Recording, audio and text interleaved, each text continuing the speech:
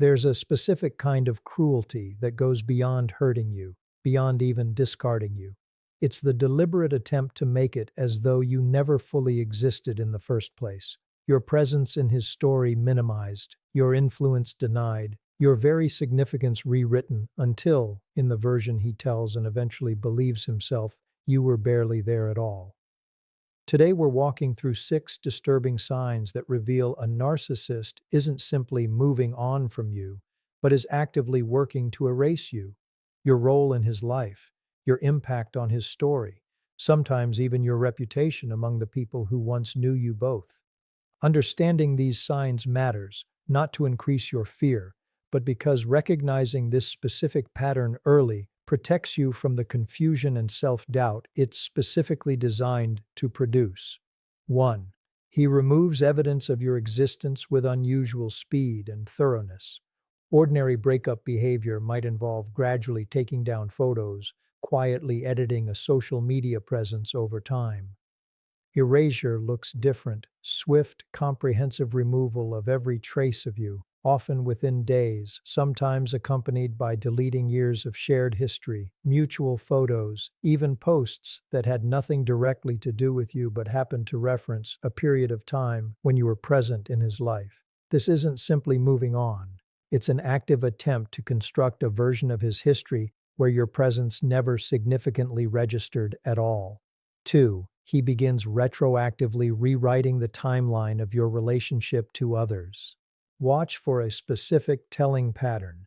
He starts describing the relationship's length, its significance, or its details in ways that don't match reality, consistently minimizing its actual duration or importance to anyone who didn't know you both directly.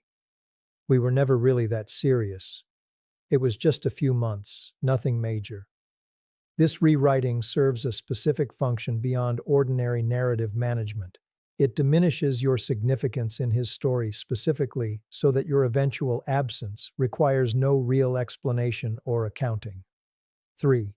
He actively discourages mutual connections from mentioning you.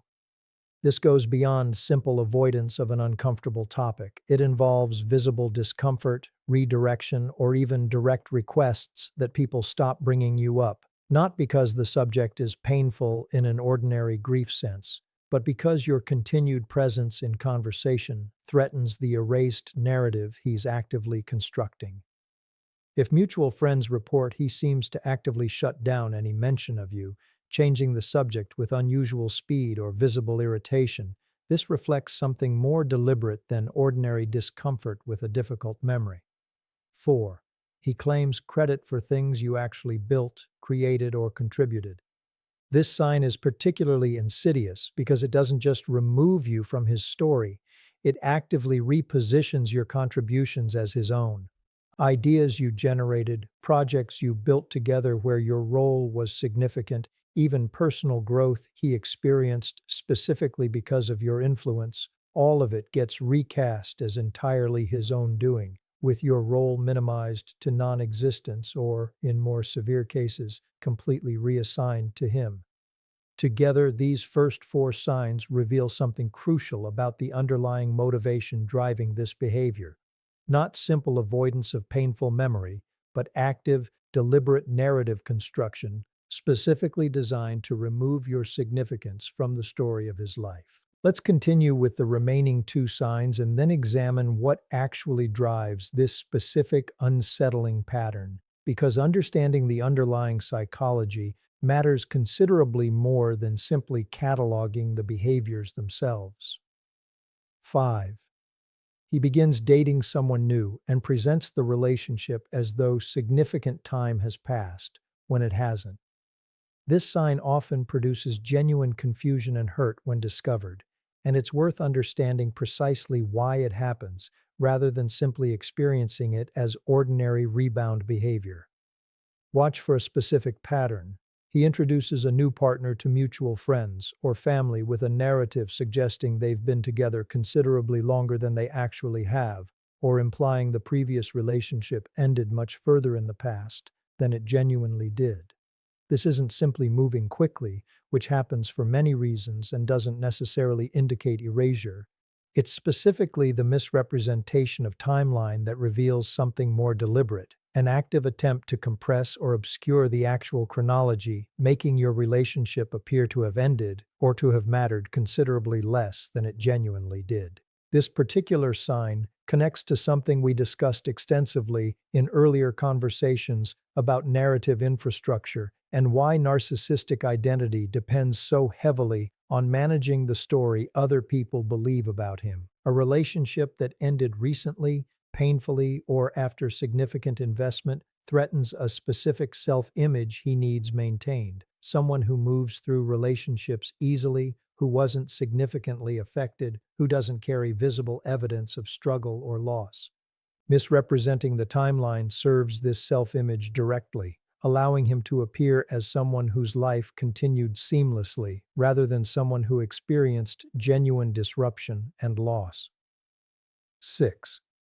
He responds to any accurate account of the relationship, when it does surface, with disproportionate anger, rather than simple correction. This final sign is often the most revealing because it exposes something underneath all the previous behaviors that ordinary moving on or ordinary discomfort simply wouldn't produce. If an accurate account of what actually happened between you eventually reaches him, through a mutual friend repeating something you said, through your own account becoming known in shared social circles, through any channel at all, watch for the intensity of his reaction. Ordinary correction of an inaccurate rumor produces mild, measured pushback. That's not quite how it happened. Erasure-driven anger produces something considerably more intense, disproportionate fury, aggressive attempts to discredit you personally rather than simply correct the specific claim, sometimes even attempts to punish whoever shared the accurate account in the first place. This disproportionate reaction reveals what's actually being protected. It's not simply his reputation regarding this one relationship, it's the entire constructed narrative his psychological stability has come to depend on, one where you were never significant enough to leave the kind of lasting mark that an accurate account, circulating freely, would inevitably reveal. Now let's understand what actually drives this entire pattern, because understanding the mechanism protects you from a specific painful interpretation this behavior tends to produce.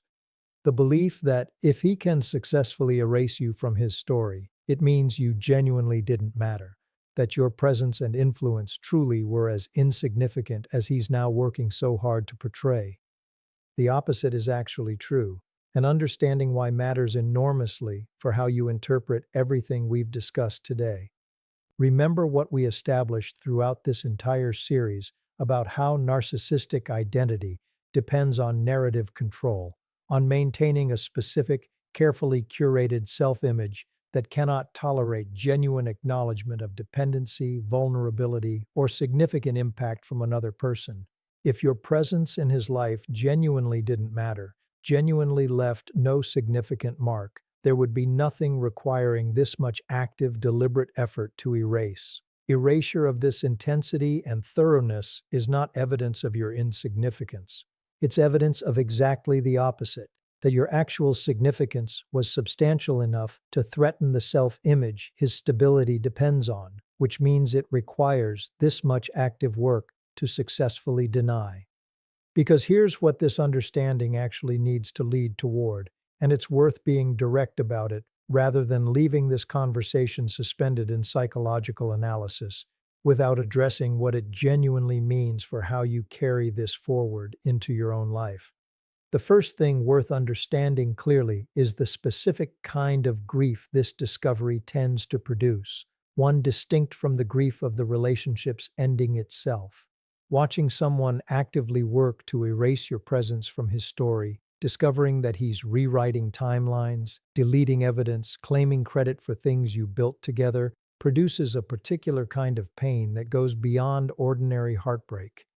It touches something more fundamental, a sense that your own lived reality, your own genuine experience of having mattered, of having contributed, of having shaped a significant portion of someone's life, is being actively contested and denied by the one person who witnessed it directly alongside you. This grief deserves space rather than being rushed past in favor of the more empowering reframe we discussed in the previous section. Yes, understanding that erasure effort reveals your actual significance rather than your insignificance is genuinely true and genuinely important. But arriving at that understanding intellectually doesn't automatically resolve the very real hurt of watching someone you loved actively work to diminish and deny a period of shared history that mattered enormously to you, even while it apparently mattered enough to him that he now needs to actively erase it. Here's the second thing worth understanding, one that addresses a specific fear this pattern often produces. Does his erasure of you actually succeed? Does it mean that somewhere out there, a version of reality now exists where you genuinely didn't matter, where your contributions genuinely belong to him, where the accurate account of what happened has been genuinely replaced by his constructed narrative? This fear deserves a direct, honest answer because it's worth dismantling completely rather than leaving it to quietly undermine your own sense of what actually happened. His narrative construction, however elaborate, however successfully it might convince some people in his orbit, doesn't actually change what genuinely occurred. Remember something we've returned to throughout this entire series in different forms. Reality doesn't require consensus in order to remain real. The fact that he's telling a different story doesn't retroactively alter your actual lived experience, your actual contributions, your actual significance in the life you both shared for however long you shared it. His erasure attempt might succeed in shaping what certain people believe, particularly people who never knew you both directly and have no independent basis for questioning his account. But it cannot actually erase what happened, only obscure it from people who were never positioned to know the truth in the first place. This distinction matters enormously for protecting your own sense of reality against exactly the kind of gaslighting adjacent effect this erasure can produce, even at a distance, even without direct confrontation. You don't need him to acknowledge your significance in order for that significance to have been genuinely real. You don't need his narrative to match your own in order for your own account to remain completely, permanently true. This is the same principle we traced in our conversation about the sentence that reveals genuine self-trust. Your memory and your understanding of what actually happened don't require his agreement, his acknowledgement, or even the belief of everyone in your shared social circle in order to remain valid and real. Here's the third thing worth understanding, one that addresses a specific temptation this discovery often produces: the urge to actively correct the record, to make sure everyone who matters knows the accurate version, to fight against the erasure with your own counter-campaign of setting things straight. This urge is understandable, and in some limited circumstances, briefly clarifying an inaccurate account with people who currently matter to your life might genuinely be worthwhile. But building an ongoing project around correcting every piece of his revised narrative, monitoring what he's telling people, actively working to counter his erasure with your own competing account, represents exactly the kind of continued engagement we've cautioned against throughout this entire series. Remember what we established in our conversation about detachment being the only thing that actually works.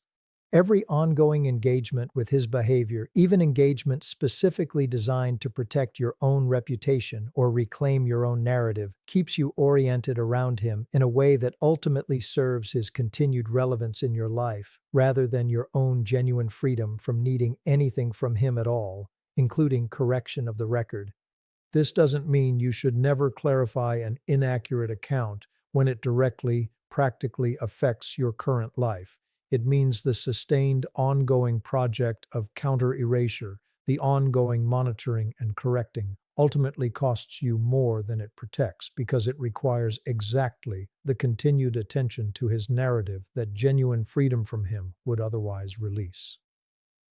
Here's the fourth thing worth understanding, and it circles back to something we discussed extensively throughout this series about what genuine peace actually requires. The people who actually matter to your continued life, the ones who witnessed the relationship directly, who know you well enough to trust your account over any second-hand revision, who will remain in your life regardless of whatever story he tells people who barely knew either of you.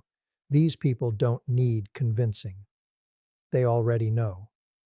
And the people who only know his revised version, people on the periphery of both your lives, people who never had direct access to what actually happened, are unlikely to remain significant enough to your ongoing life that their belief in his narrative genuinely costs you anything meaningful. This distinction matters enormously for calibrating how much energy this entire situation deserves from you moving forward.